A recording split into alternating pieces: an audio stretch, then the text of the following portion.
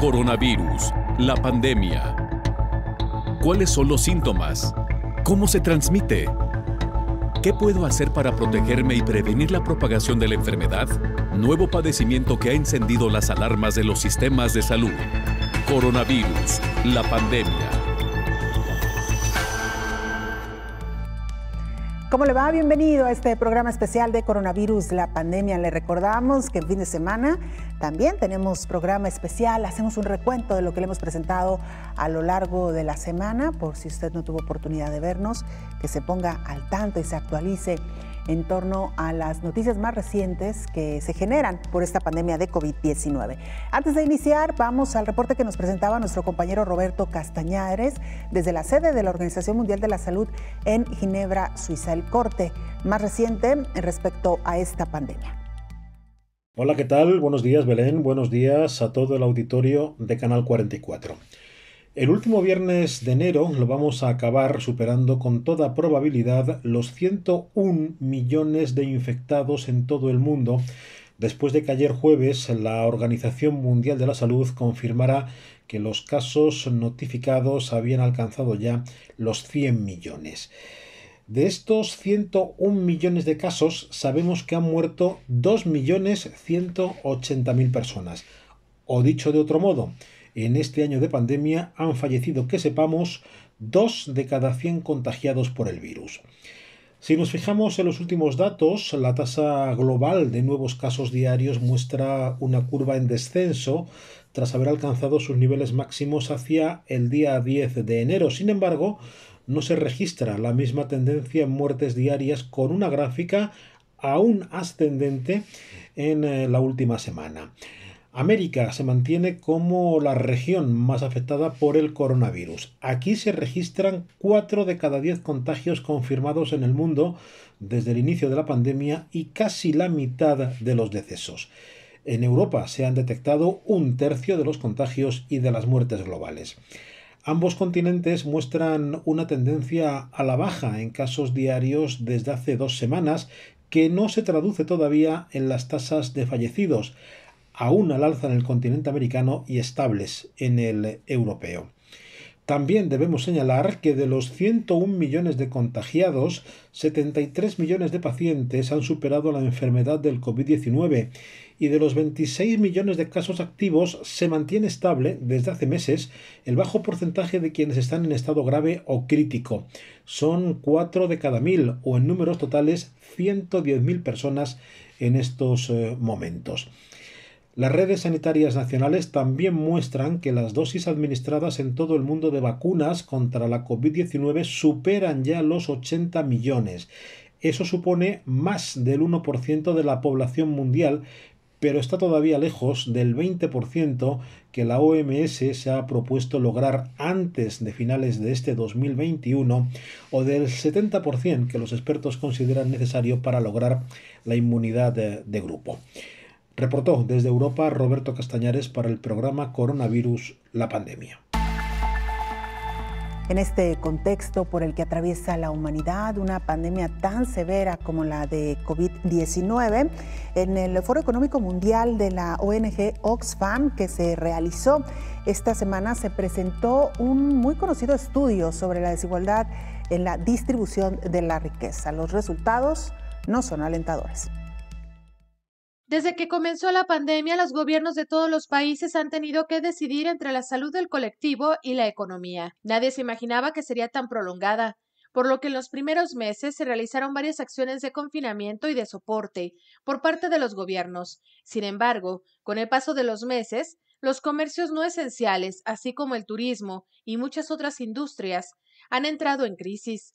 Según los especialistas en empleo y salud, reconocen que mientras los más pobres del mundo necesitarán al menos una década para recuperarse de la crisis actual, los multimillonarios recuperarán en solo 9 meses sus pérdidas momentáneas. La Oxfam es una confederación internacional formada por 19 organizaciones no gubernamentales que realizan labores humanitarias en 90 países y presentó su más reciente informe. Este documento de Oxfam refuerza, acompaña y fundamenta también las múltiples reflexiones que a partir del pasado 23 y hasta el 31 de enero promueve el Foro Social Mundial Virtual. En su informe se pregunta cómo recomponer un mundo devastado por el coronavirus, en el cual más de 2 millones de personas han perdido la vida y cientos de millones se están viendo arrastradas a la pobreza. El aumento de la desigualdad provocada por la pandemia podría obligar a que se tarde, como mínimo, 14 veces más en reducir la pobreza hasta el nivel previo a la pandemia, que el tiempo que han tardado las 1.000 personas más ricas del planeta en recuperar su riqueza. El documento aseguró que la recesión ya ha acabado para los más ricos.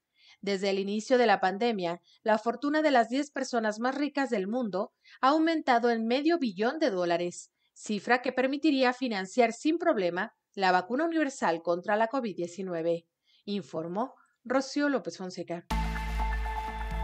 Mientras tanto, ¿qué sucede en el ámbito laboral? Bueno, las noticias tampoco son buenas. Un estudio reciente de la Agencia de la ONU que observa el mercado laboral mundial señala que los efectos de COVID-19 ponen de manifiesto una disminución generalizada en las horas de trabajo y de los ingresos. Prevé que para 2021 la recuperación será lenta, desigual e incierta. Un reciente estudio de la Agencia de la ONU que observa el mercadeo laboral mundial señala que los efectos de la COVID-19 ponen de manifiesto una disminución generalizada de las horas de trabajo y de los ingresos, y prevé para este 2021 una recuperación lenta, desigual e incierta, a menos que los progresos iniciales se respalden con políticas de recuperación centradas en las personas. La reducción de las horas de trabajo debido al impacto de la pandemia de COVID-19 le costó al mundo el equivalente a 255 millones de puestos de trabajo en 2020, informó la Organización Internacional del Trabajo, que señaló que el impacto masivo fue de casi 4 veces el número perdido durante la crisis financiera mundial de 2009. Según el último informe de esta agencia, que observa la progresión de la pandemia del COVID-19 en el mercado laboral, las pérdidas dieron como resultado una disminución del 8.3% en los ingresos mundiales, antes de incluir medidas de apoyo equivalentes a $3.7 billones, lo que equivale al 4.4% del Producto Interno Bruto Mundial. Si bien todavía existe un alto grado de incertidumbre para 2021, las estimaciones de la Organización Internacional del Trabajo proyectan que la mayoría de los países podrían ver una recuperación relativamente fuerte en la segunda mitad del año, a medida que entran en marcha los programas de vacunación contra la COVID-19. Dice el informe que las pérdidas de empleo de las mujeres ascienden al 5% frente al 3.9% de los hombres. En particular, las mujeres tenían muchas más probabilidades que los hombres de abandonar el mercado laboral, informó Rocío López Fonseca. Esta semana aprovechamos también para revisar qué está sucediendo en los diferentes países que han reportado casos y además un número alto de casos por COVID-19. El infectólogo Héctor Raúl Pérez Gómez nos amplía información sobre cuáles son estos países más afectados por la pandemia de COVID-19. Bueno, hemos rebasado ya 100 millones de personas infectadas en el mundo y tenemos un total de 2.160.850 fallecimientos. Están afectadas 192 regiones y países en el mundo. Estoy viendo la estadística de Johns Hopkins esta mañana, es más, a este momento. Y creo que además de poder hablar de los países más afectados por la pandemia, podríamos analizar también algunos factores que en su momento generaron crisis o están generando crisis por la propia infraestructura de salud que tienen estas naciones. Sí. Y esta pandemia ha generado muchas sorpresas porque no nos hubiéramos imaginado que países como Inglaterra y en general Reino Unido hubieran sido rebasados en su capacidad hospitalaria para atender pacientes graves con COVID. No nos hubiéramos imaginado ese mismo escenario para Francia, para Italia, que fue el segundo epicentro de la pandemia, para España, países europeos que históricamente han tenido sistemas de salud muy sólidos en lo relativo a prevención, atención para enfermedades comunes y para enfermedades complejas y, por supuesto, rehabilitación, que son, digamos, las tres fases esenciales de la atención en salud. Reino Unido hace 4 semanas dicta una medida de aislamiento total y además anticipa contundentemente que esta se extenderá hasta el mes de febrero. No sabemos si durante todo el mes o será solo a principios de febrero, pero creo que va a depender de la evolución que vaya teniendo en aquel país la pandemia.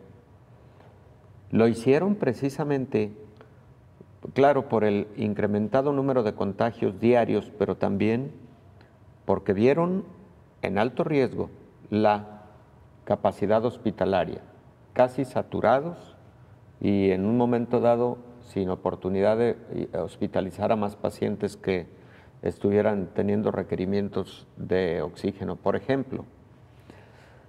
La misma situación ocurrió, insisto, en Italia y en Francia en un momento dado, y también dictaron medidas extremas de aislamiento social por ese motivo.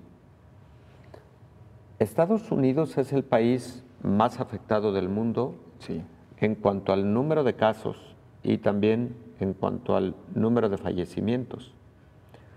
Y uno podría pensar que tiene que ver con el tamaño de la nación, más de 300 millones de personas, la población norteamericana. Sin embargo, cuando lo analizas por 100,000 habitantes en cuanto a mortalidad y cuando lo analizas de igual forma en cuanto a número de casos por 100,000 habitantes, Estados Unidos sigue ocupando primeros lugares. México ha ocupado entre el lugar 11 y el lugar número 12 de la tabla general de naciones con esta afectación, pero ahí hay que recordar un detalle, no perderlo de vista, lo hemos comentado en diversos momentos. México decidió como país adoptar un mecanismo de monitoreo de la enfermedad conocido como modelo Centinela. Así es. En el que no realiza pruebas a todas las personas con sintomatología leve o leve moderada, sí realiza pruebas a todas las personas con sintomatología grave que requieren hospitalización, pero entonces al realizar solamente pruebas al 10% de los casos leves o moderados, México tiene una estadística que es mucho menor al número real. Claro. Y eso en todo momento fue aceptado por el subsecretario Hugo López-Gatell. Que en su momento nos decía, creo que eran... Por 8, probablemente. Por 8, exactamente. Que esos números habría que multiplicarlos por 8. Entonces, quizás ese lugar 11 o 12 en la tabla del número de personas afectadas en el mundo, las naciones afectadas en el mundo, pues estaría México en un lugar mucho más arriba, claro, que el lugar. Y bueno, los países latinoamericanos más afectados en cuanto a números crudos de casos han sido Brasil, México, por supuesto. Colombia, y en cuanto a letalidad, el país más afectado, incluso en el mundo, ha sido México.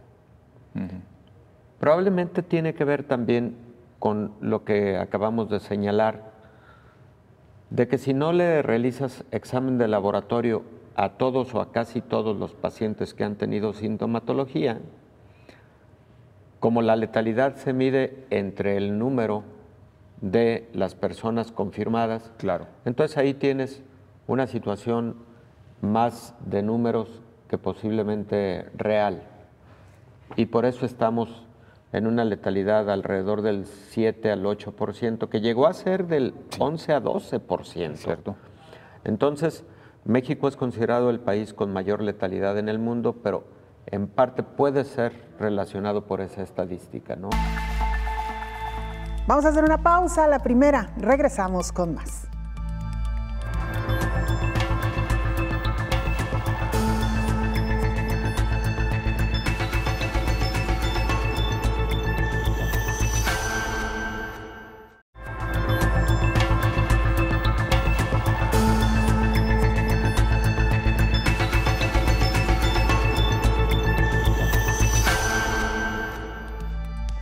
Esta semana visitamos Cuba, lo hicimos gracias al informe que nos presentó nuestro compañero Atahualpa Amerisi, corresponsal de la agencia EFE en Cuba.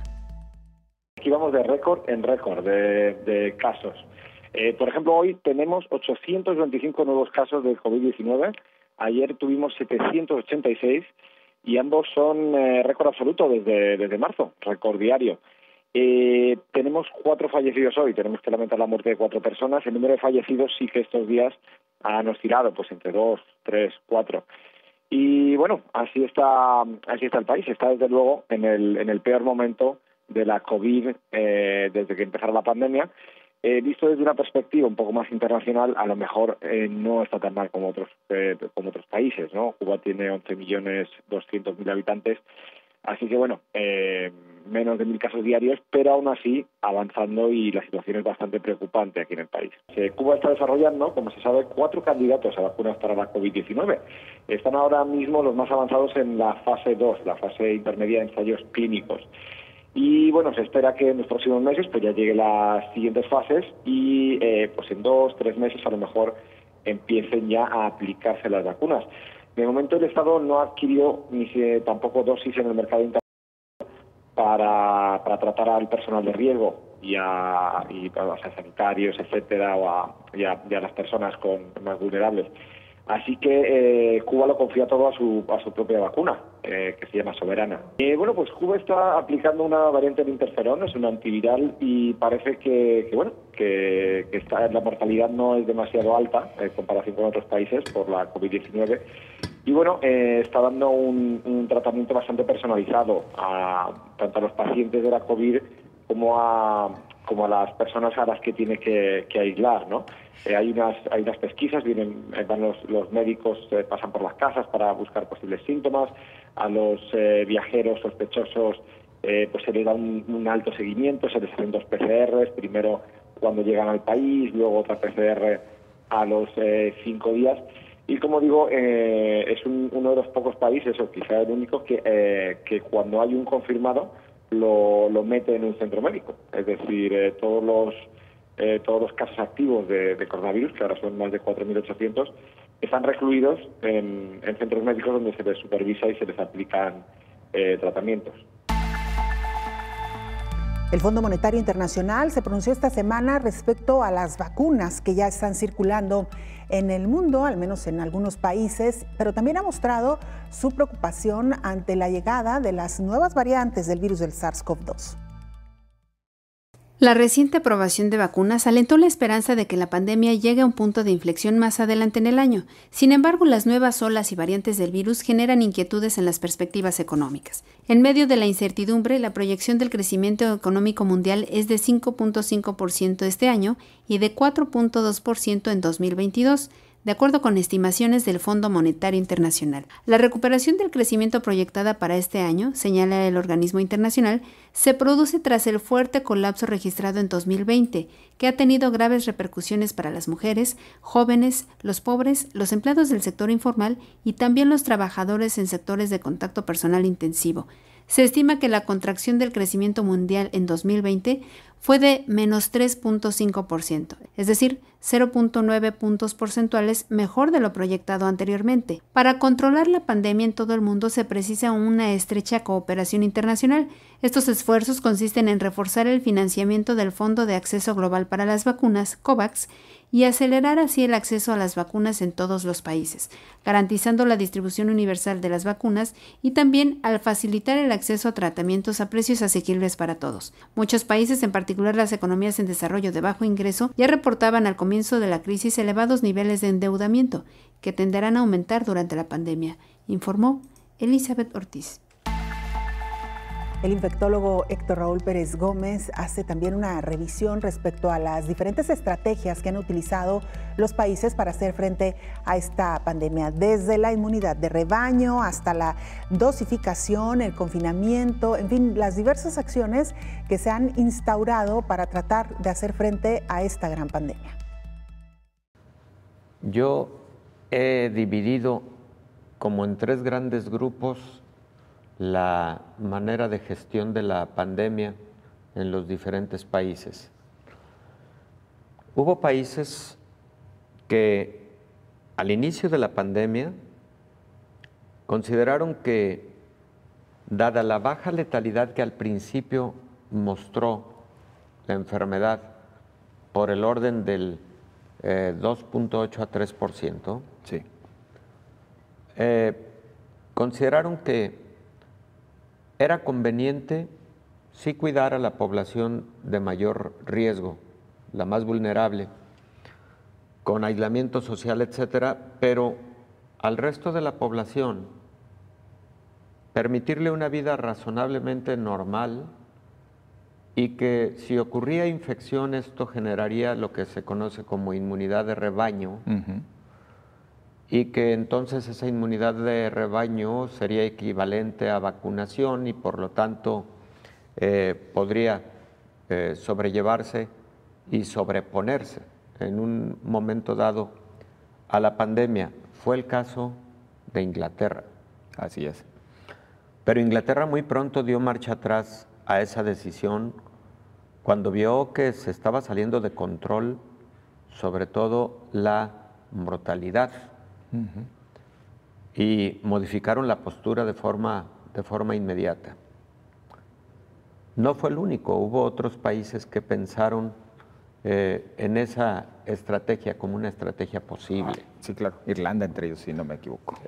Bueno, parte de Reino Unido, ¿verdad? Claro. Sin embargo, hubo otros países y que yo en lo particular siempre consideré que era inconveniente esa primera estrategia, ese primer mecanismo de gestión de la pandemia. Otro segundo escenario de gestión de la pandemia, dicho en forma general, ¿no? Es aquel en el que los países consideraron que se podría dosificar, entre comillas, la pandemia, la evolución de la pandemia, para no ser rebasados en la capacidad de atención hospitalaria y con ello evitar muertes al poder atender en los hospitales a los pacientes graves, aunque no se lograra cortar de tajo, acortar el periodo pandémico, pero sí dosificarlo. Y México estuvo en ese grupo de países que decidieron dosificar la pandemia. A mí me parece que también fue una estrategia inconveniente. Claro. Porque se ha convertido en una pandemia eterna, con todo lo que ha implicado desde el punto de vista sanitario, pero también económico y social. Ese alargar, ese dosificar la pandemia generó mucho cansancio en la población y el cansancio llevó a indisciplina social, así es, que ha llevado a mayor número de contagios. Y último, para luego poder desglosar, si te gusta la idea. Sí, perfecto. El tercero es el de los países que tomaron decisiones verticales, decisiones de cierre total, con mucha vigilancia, con vigilancia del propio Estado, que en algunos momentos pareció totalitaria la decisión y a lo mejor que atentaba a derechos humanos, etcétera, pero al final de cuentas, con todo y pena, son los países que han controlado mejor la pandemia, que tuvieron menos estragos en salud, económicos y sociales. Estoy hablando de muchos países orientales. Así es. Corea del Sur, China misma, Japón, Singapur, que tienen prácticamente bajo control la enfermedad. Tres grandes grupos desde mi punto de vista. No es ninguna buena estrategia llevar a confinamiento parcial temporalidades cortas y después, cuando empieza a verse un poco mejor la tendencia estadística, desconfinar. Y digo un poco mejor, necesita verse mucho mejor la tendencia epidémica, necesita haber no solamente un aplanamiento de las curvas epidémicas, sino una disminución real que de esa manera permita reabrir de forma progresiva primero las actividades económicas esenciales, seguir manteniendo mucha vigilancia epidemiológica. Pero mira, lo que ha ocurrido en diversos países es, se empiezan a observar incrementos diarios en el número de casos. En el momento en que se advierte el riesgo de que va a haber saturación hospitalaria, ahí medida de confinamiento. Variable, no siempre es un confinamiento total. Así es. Empieza a aplanarse la curva y todavía no hay una tendencia real a la baja cuando desaparece el confinamiento y después ocurre de nueva cuenta que ahí va el rebrote. Y a partir de ahí de nuevo un confinamiento con distintas directrices, con diferentes características, etcétera. Eso es lo que lleva al cansancio social y a no lograr un control absoluto de la pandemia. ¿Qué fue lo que hizo China?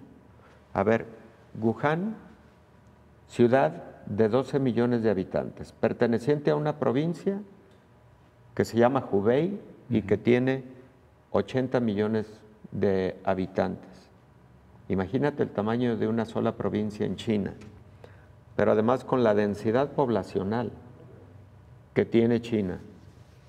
Ellos toman la decisión del aislamiento social, la toman con las medidas restrictivas que eso requería en su momento, y para mayo ya no tenían casos.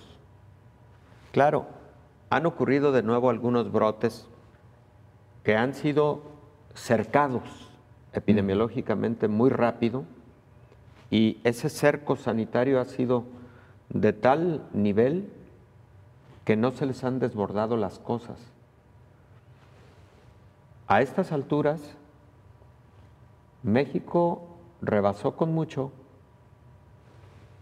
el número de casos de fallecimientos con respecto a China en su número de casos de contagios, o sea, no en su número de fallecimientos, exacto, de contagios. O sea, México, por ejemplo, ya tiene más fallecimientos que el número de contagios que tuvo China.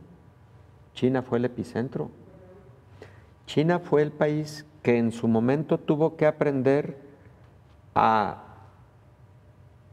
vapor de esta enfermedad, desarrollar también de forma muy rápida la estructura biotecnológica para reconocer el genoma viral, para desarrollar el tipo de pruebas para detección de la enfermedad, en fin, en tiempo récord, en menos de un mes ellos ya tenían definido el genoma viral, etcétera, ¿no? El levantamiento de hospitales en escasas 2 semanas, todo lo que en su momento recorrimos. Sí, fue uno de los países más afectados económicamente, pero, último comentario en este sentido, tomaron decisiones tan radicales que en muy corto tiempo están logrando no solo sobreponerse a la crisis sanitaria, sino también a la crisis económica. Hacemos una nueva pausa, regresamos, todavía hay mucha información.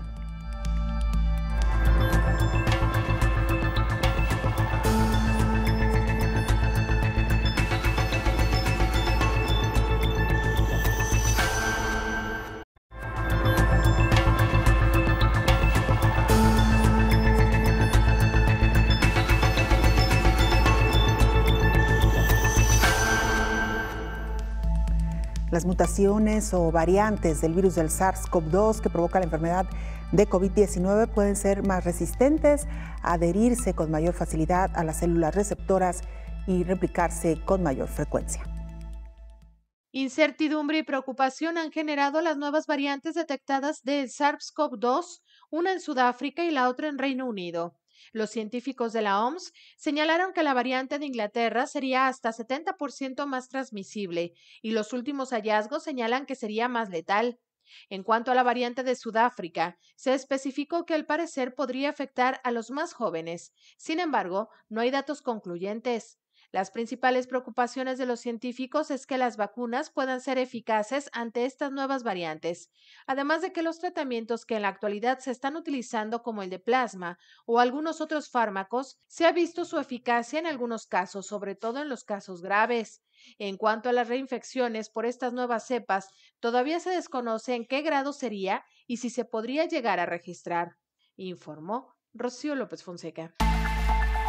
Esta semana México también alcanzó cifras históricas en cuanto a número de casos y muertes. Por cierto que también en el ranking mundial han avanzado varios casilleros, lo que ha colocado a nuestro país en una situación realmente preocupante. Pero mire usted, el porcentaje de población que ha muerto a causa de COVID-19 se sitúa, un porcentaje importante se sitúa entre las edades de 35 a 44 años de edad. ¿Por qué es uno de los grupos más vulnerables ante esta pandemia? El siguiente informe nos lo explica. En un análisis del periodo de enero-agosto de 2020 sobre las muertes ocurridas en México, el COVID-19 se convirtió en la segunda causa de defunciones. En el desglose por edades, es la primera en los siguientes grupos. De 35 a 44 años, hubo 8.330 muertes, de 45 a 54 años hubo 19.160 y de 55 a 64 hubo 28.849. En mujeres, la COVID-19 fue la primera causa de muerte en el grupo de 45 a 54 años con 5.673 defunciones. Las muertes por COVID-19 ocupan la segunda causa de muerte a nivel nacional con 108.658 casos, por debajo de las enfermedades del corazón que ocupan el primer lugar con 141.873 y por encima de la diabetes mellitus en el tercer lugar con 99.733. Del 2012 a 2019 se esperaban un total de 488.343 defunciones y ocurrieron 673.260 en este periodo de análisis, por lo que con base en estos resultados se tiene un exceso de mortalidad por todas las causas de 184.917, equivalente al 37.9%, de acuerdo con el Instituto Nacional de Estadística y Geografía, informó Elizabeth Ortiz. Y a pesar de que en las últimas semanas hemos conocido las variantes del virus del SARS-CoV-2 surgidas en Reino Unido, Sudáfrica y Brasil, lo cierto es que las mutaciones, las variables de este virus vienen de tiempo atrás y se han registrado con cierta frecuencia de acuerdo al comportamiento habitual de estos virus, es lo que nos contaba esta semana el infectólogo Héctor Raúl Pérez Gómez. Lo platicamos aquí hace varios meses. Y para cuando lo comentamos, se habían identificado no menos de 240 mutaciones del genoma viral original de Wuhan. Y estas mutaciones, que realmente han sido mutaciones menores. Ahora se han identificado en Reino Unido, tal como lo dices, una en África, en Brasil, de igual manera, y estas tres no mutaciones, sino nuevas cepas virales que tienen cada una de ellas varias mutaciones. Por ejemplo, la de Reino Unido tiene 27 mutaciones. Estas nuevas cepas se han diseminado a diferentes países del mundo. Casi podría asegurar que se han diseminado a todo el mundo.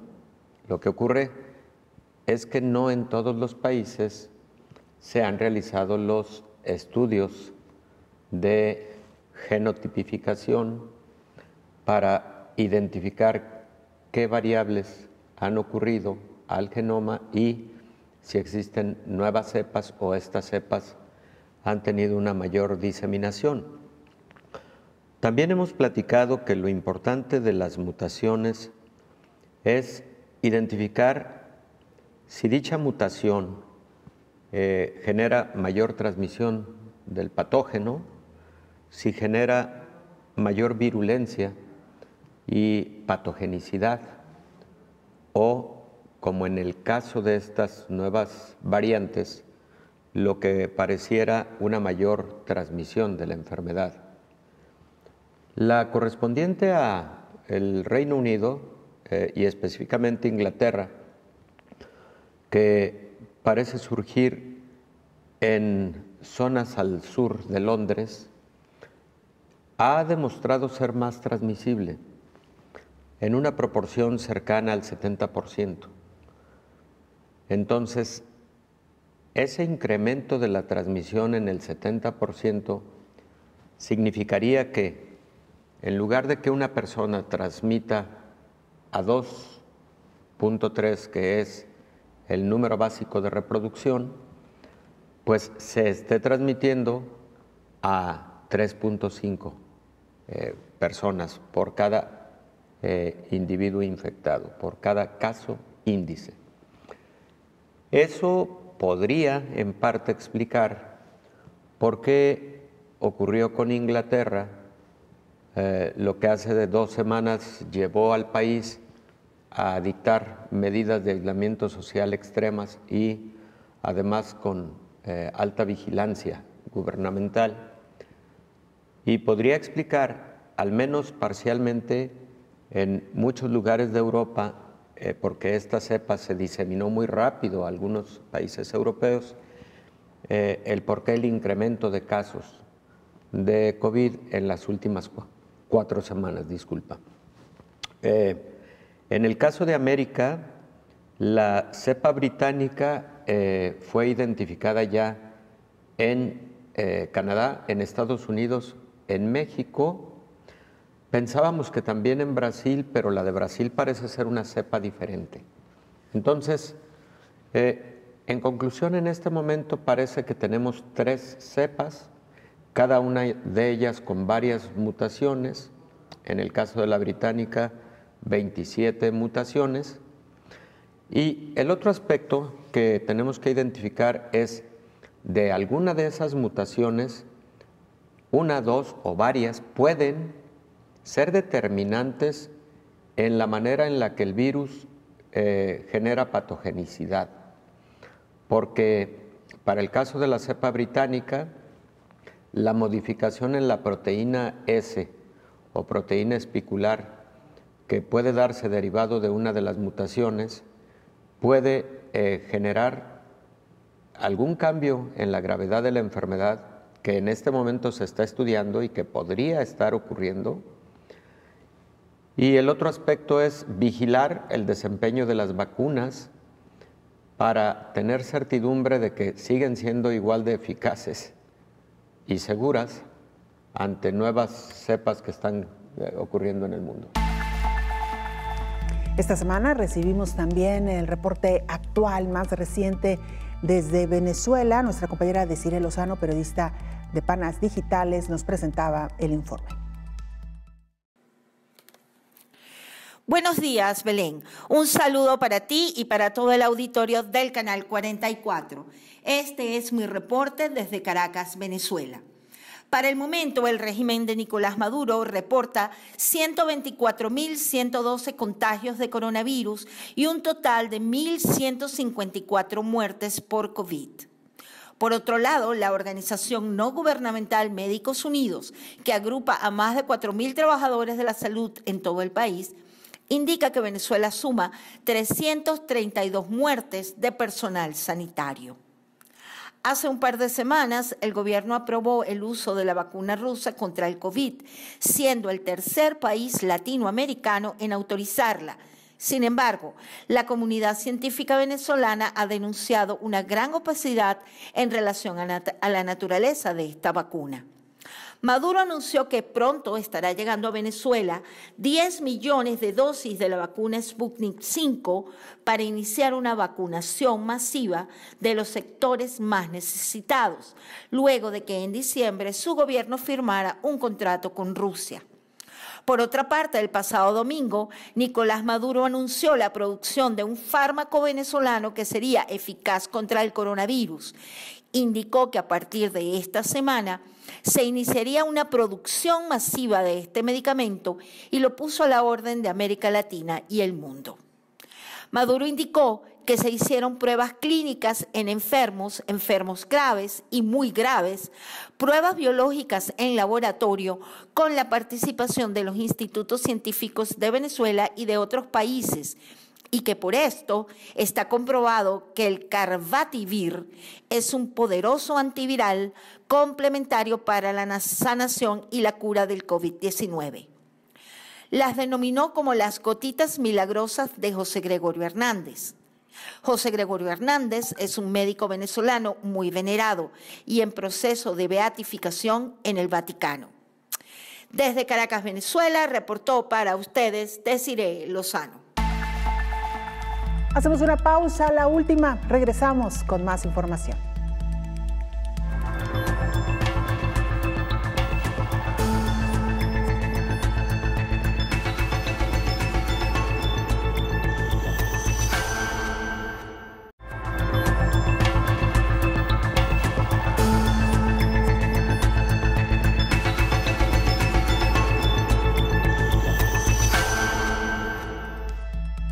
Estamos de regreso, recordándole también las formas de hacer contacto, @Canal 44 TV en Twitter y Facebook. Nos puede mandar mensajes también a través de WhatsApp en el 33 22 42 06 90.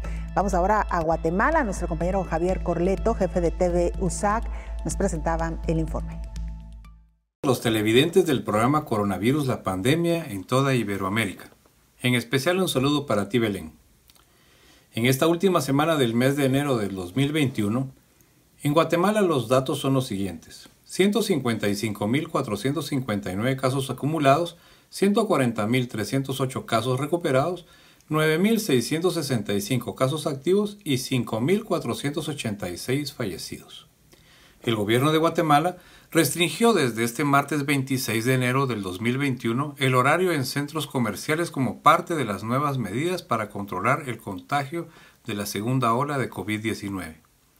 Enfermedad que ya causó la muerte de más de 5.000 personas en el país desde marzo del 2020 a la fecha. En un acuerdo publicado en el Diario Oficial, el Ministerio de Salud Pública y Asistencia Social de Guatemala explicó que esos lugares, así como las tiendas de conveniencia de barrio y supermercados, deben estar cerrados a partir de las 7 de la noche y el horario para la venta de bebidas alcohólicas será a las 21 horas en bares y restaurantes. Los mercados a nivel nacional estarán abiertos de 5 de la mañana a 17 horas. Las medidas buscan prevenir el contagio de la segunda ola de COVID-19 en la que se encuentra actualmente Guatemala. Como parte de las acciones que la ministra de Salud Pública, doctora Amelia Flores, impulsara para acercar los servicios de salud a la población guatemalteca y prevenir el contagio de COVID-19, inician con 3 laboratorios móviles que recorrerán áreas con mayor afluencia de personas. Como primer punto de prevención se está iniciando el recorrido en mercados de la ciudad de Guatemala. Esta estrategia busca la detección temprana y búsqueda activa de la población con COVID-19, priorizando a las personas de riesgo en lugares accesibles y así realizar diagnósticos oportunos que permitan aislamiento, atención integral y conocer el comportamiento de la enfermedad. El relajamiento de una buena parte de la población guatemalteca durante las fiestas de fin de año empieza a tener impacto en las estadísticas de casos de coronavirus. Las autoridades de salud aseguran que en los últimos días se han registrado un repunte y reconocen un incremento en casos de coronavirus. La Procuraduría de los Derechos Humanos, PDH en Guatemala, exige control para el cumplimiento de medidas de prevención. Asimismo, la Defensora de la Salud Pública de la Oficina del Procurador de los Derechos Humanos, Zulma Calderón, añadió que el Ministerio de Salud carece de una campaña de comunicación efectiva. De no cumplir con las medidas de prevención, nos hemos olvidado de controlar las medidas en el transporte colectivo. Hemos caído en el problema de que si el país está abierto, todos podemos ir a cualquier sitio en el país. La Universidad de San Carlos de Guatemala sigue apoyando a la población guatemalteca enviando personal profesional para ayudar a salir adelante con proyectos de autosostenimiento, víveres y otro tipo de ayuda para la población más afectada con COVID-19. Para el programa Coronavirus la Pandemia, Javier Corleto, TV USAC Guatemala. Esta semana también escuchamos el reporte que nos presentó nuestro compañero Edgar Olivares desde Estados Unidos. ¿Qué está pasando con este país tras la llegada de un nuevo presidente y, por supuesto, un cambio radical en la estrategia para hacer frente a esta pandemia? Hola, ¿qué tal amigos de Canal 44? Les informo que el presidente de los Estados Unidos, Joe Biden, ha solicitado a las farmacéuticas Pfizer, BioNTech y a Moderna una cantidad de 200 millones de dosis de vacunas contra la COVID-19, es decir, 100 millones por cada empresa. Si se logra obtener esa cantidad de vacunas, el presidente norteamericano prevé que se abrirá un camino que permita que la mayoría de habitantes de la Unión Americana pueda estar vacunado para cuando termine el verano de 2021. Además, hay compromisos ya para surtir 400 millones de dosis adicionales, donde también entran al juego las empresas Johnson & Johnson y AstraZeneca. El mandatario demócrata recién llegado a la Casa Blanca confía en que se pueda justamente cerrar estos contratos para la compra de las vacunas. Hablamos de 600 millones de dosis, lo que permitiría inmunizar a los 300 millones de estadounidenses, pues se requiere un doble suministro de dosis para completar el ciclo de vacunación contra esta enfermedad causada por el virus SARS-CoV-2. Hasta ayer, el Centro de Control y Prevención de Enfermedades de Estados Unidos, el CDC, reportaba que 23.5 millones de dosis ya han sido administradas y 3.5 millones de personas ya obtuvieron justamente la vacuna totalmente, es decir, ya las 2 dosis. No obstante, ciudades como Nueva York han tenido retrasos en sus objetivos de vacunación justamente por falta de dosis, pues las empresas no se dan abasto en la producción de la nueva vacuna contra el coronavirus. En este momento, Estados Unidos tiene poco más de 25.445.000 contagios acumulados desde que comenzó la pandemia y registra más de 425.000 fallecimientos. El estado más afectado es California, con más de 3.230.000 casos, y en segundo lugar, Texas, con 2.290.000 casos acumulados de COVID-19. Es mi reporte desde Estados Unidos. Regreso con ustedes al estudio. El antiparasitario, este medicamento conocido como ivermectina, continúa levantando polémica. Algunos organismos, centros médicos lo recomiendan, mientras que la Organización Mundial de la Salud mantiene sus reservas. La FDA, así como la comunidad científica y las autoridades sanitarias de varios países de América Latina, advierten que el desparasitante ivermectina no está autorizado para la prevención o el tratamiento de la COVID-19. Sin embargo, la ingesta de este medicamento se ha popularizado en la región. Infectólogos consultados por varios medios de comunicación han aclarado que aunque se han usado fármacos de forma aleatoria como la hidroxicloroquina o ritonavir, lopinavir, se ha visto que no ha dado resultados favorables. La única que demostró ser eficaz, sobre todo en los casos de hospitalización graves, es la dexametasona, y en Estados Unidos se utiliza el remdesivir. La FDA advirtió que para la ivermectina no hay estudios de fase 3 que hayan probado su seguridad y eficacia. Un estudio de fase 3 requiere que la droga se pruebe en miles de voluntarios y se compare con otro grupo al que se le dé placebo. Se advirtió que hay varios ensayos clínicos realizados en varios países sobre ivermectina, pero hasta el momento no hay resultados concluyentes, informó Rocío López Fonseca. El infectólogo Héctor Raúl Pérez Gómez nos expuso una amplia y además muy interesante explicación en torno a este medicamento de ivermectina.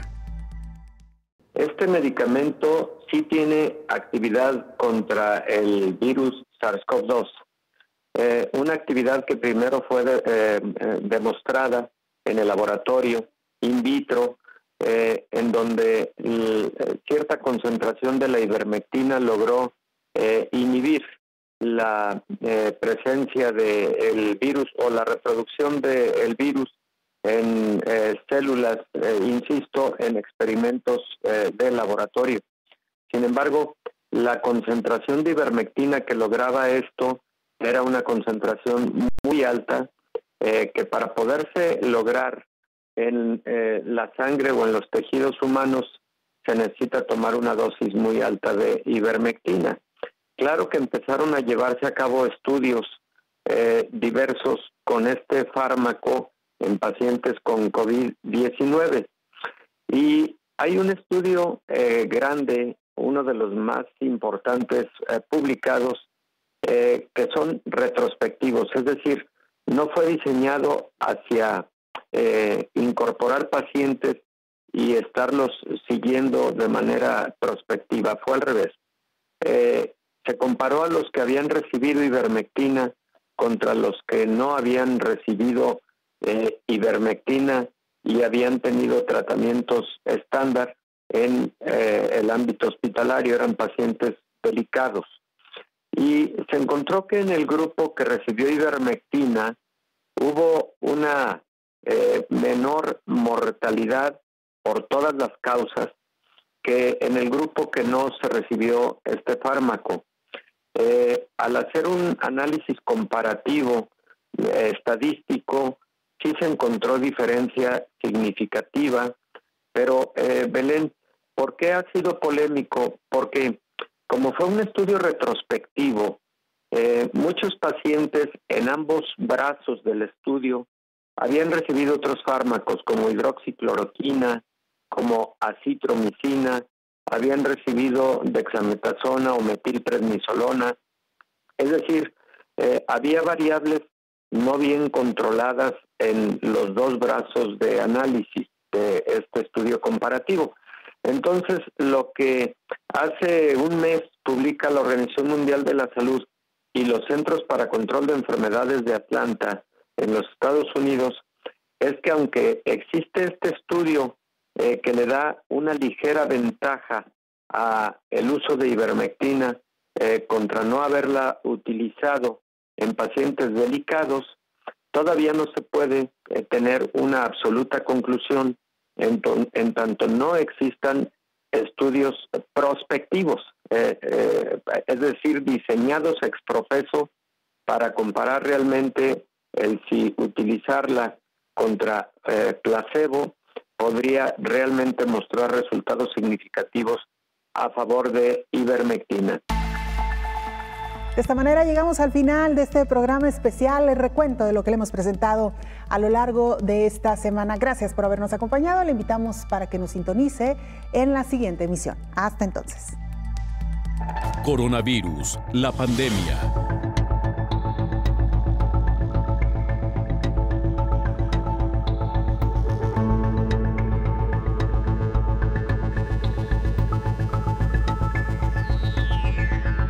Coronavirus, la pandemia.